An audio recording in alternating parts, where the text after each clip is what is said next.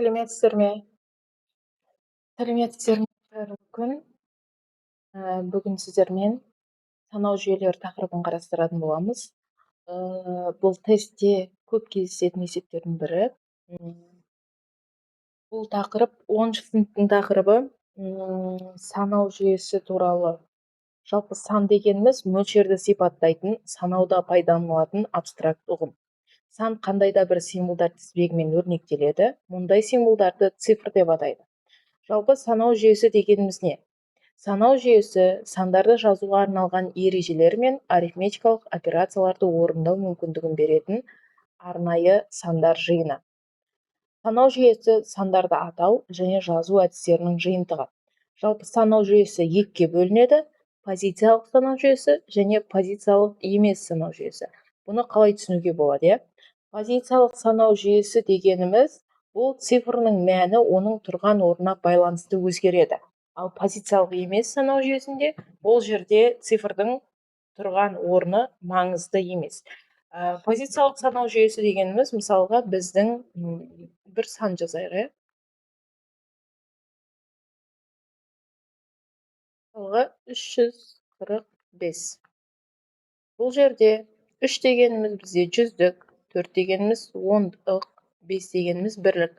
Ал егер біз бұны 453 деп жазатын болсақ, қазір бізде 3 деген уже жүздік емес, ол бірлік. 5 дегеніміз ондық болып кетті, ал 4 дегеніміз жүздік болып кетті. Яғни біздегі сандар бұл позициялық санау жүйесі.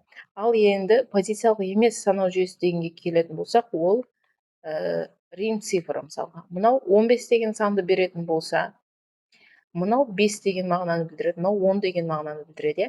Бұл қай кезде де мынау 10 10-ды білдіреді, мынау 5 5-ді білдіреді. Мысалға, былай жазамыз: 6.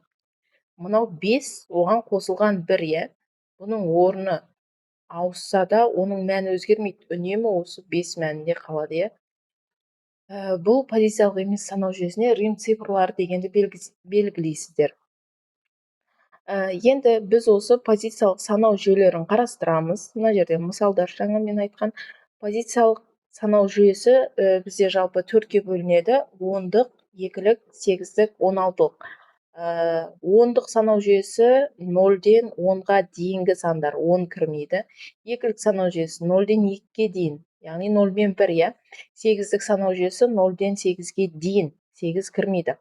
16-лық санау жүйесінде 10-ға дейінгі цифрлар қалған 10, 11, 12, 13, 14, 15 деген цифрларды, сандарды біз ағылшын тіліндегі әріптермен белгілейміз: 11, 12, 13, 14, 15. Алфавитті білсеңіз жазып шығамыз: A, B, C, D, E, F. Осындай сандардан тұрады. Енді біз санау жүйесіне байланысты есептерді шығарып көрейік. Мысалға, ондық санау жүйесі, екілік санау жүйесі барлығының ережелері берілген. Енді біз мысалға кірсек, бізде мына есепте ондық санау жүйесінен екілік санау жүйесіне ауыстыру дейді. Мынандай ережені жазып алсаңыздар болады: ондық санау жүйесінен екілік санау жүйесіне ауыстыру үшін, кез келген санды ондық санау жүйесінен басқа санға ауыстыру үшін біз үнемі бөлеміз. Мысалға, қазір бізден сұрап тұрғаны екілік санау жүйесі болатын болса, онда біз 73-ті 2-ге бөлеміз. Ал мысалға, сізде ондық санау жүйесінен 8-дік санау жүйесіне ауыстыр деп айтатын болса, онда сіз оны 8-ге бөлесіз. Немесе 16-лық санау жүйесіне ауыстыр дейтін болса, 73-ті 16-ға бөлесіз. Бұл ондық санау жүйесінен, бұл ондық санау жүйесіне ғана келетін нәрсе. Енді біз осы мысалды қарастырайық. 73 ондық санау жүйесінде оны екілікке ауыстыруымыз керек. 73 бөлемін 2-ге. 36-дан 36. 36-ны 2-ге көбейтсең 72. 73-тен 72-ні азайтамын 1. Қалдығын жазып қоямыз. Енді мынау 36-ны тағы 2-ге бөлеміз.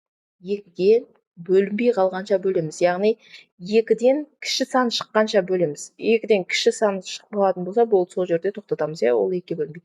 36-ны 2-ге бөлеміз, 18. 18-ді 2-ге бөлсем 36, яғни қалдығы 0. 0 деп жазып қоямыз қалдығын. 18-ді 2-ге бөлеміз 9. 9-ды 2-ге бөлсем 18, тағы да қалдығы 0. Жазып қоямыз. 9-ды 2-ге бөлеміз 4. 4-ді 2-ге бөлсең 8. 8, 1 қалдық. 4-ті 2-ге бөлеміз 2 бүтін 0 қалдығы. 2-ні 2-ге бөлеміз 1 бүтін 0 қалдық.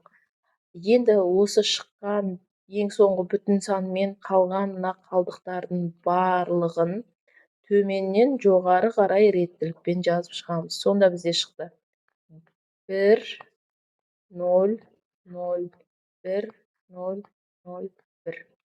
Осындай сан шықты бізде. Бұл екілік санау жүйесінде. Енді қазір біз келесі мысалда екілік санау жүйесінен ондыққа ауыстыруды көрсетеміз.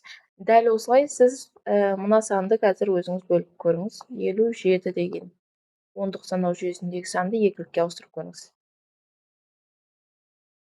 Келесі мысал екілік санау жүйесінен ондық санау жүйесіне ауыстыру.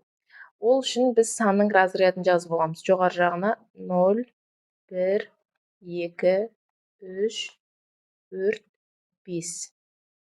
Артынан бастап жазамыз, 0-ден бастаймыз. Енді ең бірінші тұрған санды жазамыз. 1. 1 көбейтілген 2-нің, мына 1-дің үстіндегі санды 2-нің дәрежесі ретінде аламыз.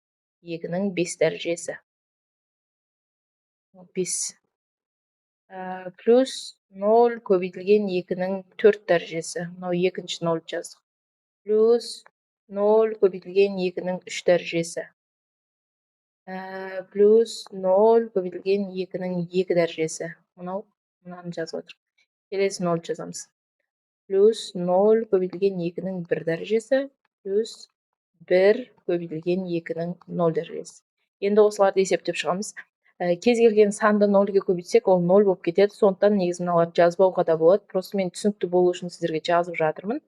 Негізі сіздер жазбай қойсаңыздар болады.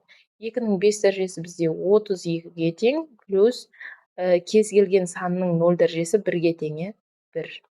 Сонда 33 деген сан шығады екен.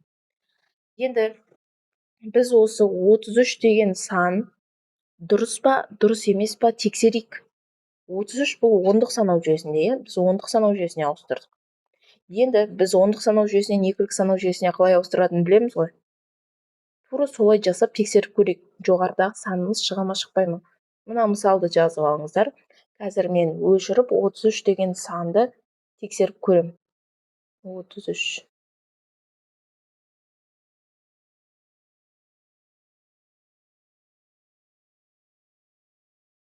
33-ге тең болса, бөлемін 2-ге.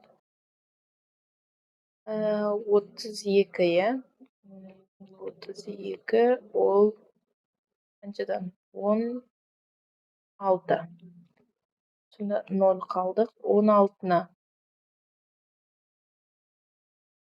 0 емес 1 қалдық қой, мұнда 33 қой. 1 қалдық. 16-ны 2-ге бөлеміз. 8, 0 қалдық.